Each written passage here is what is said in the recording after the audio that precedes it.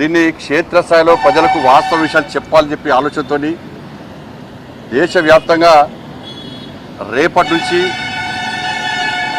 GST విషయంలో కొనుగోలుదారులను సన్మానించడము, shop యజమానులకు కూడా వాళ్ళను కలిసి వారి ద్వారా ఇవాళ నరేంద్ర మోడీ గారికి కృతజ్ఞతలు చెప్పే ప్రయత్నం చేస్తాం. దాంతోపాటు సెమినార్లు పెడుతున్నాం అన్ని ప్రాంతాల్లో.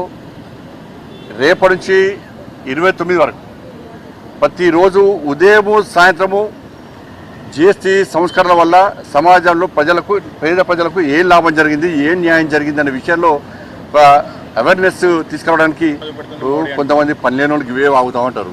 సూచనలు సలహాలు ఇవ్వాలి తప్ప వాళ్ళు చెప్పేటోళ్ళు ఇడ్లీ దోశ సరే జరిగితే దాన్ని తీసుకుపోయి కేంద్ర ప్రభుత్వం తీసుకొస్తాం, మార్చే ప్రయత్నం చేస్తాం.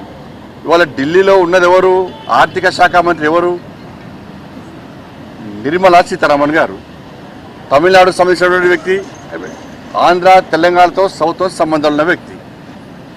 కాబట్టి దృష్టి తీసుకొస్తే దాన్ని కూడా సరి చేసే ప్రయత్నం చేస్తారు. దాన్ని ఏదో వాస్తవాలు తెలియకుండా ఇవన్నీ కొంతమంది ద్రోహులు చేసిన పని. నిజంగా న్యాయం మరి వాళ్ళే వ్యక్తులు కదా జిఎస్టీ సంస్కరణల వల్ల ఇతర విషయాల్లో ఏం న్యాయం జరుగుతుందో కనీసం మీడియా ముందుకు వచ్చి మాట్లాడే దమ్ము వాళ్ళకుందా? కాబట్టి మంచి జరిగినప్పుడు దాన్ని మంచి అని ప్రోత్సహించే ప్రయత్నం చేయాలి. వాళ్ళకు అని ఆలోచనప్పుడు దాన్ని సూచనలు సలహాలుగా ఇచ్చే ప్రయత్నం చేస్తే వాళ్ళను సమాజము వ్యక్తులుగా గౌరవిస్తుంది.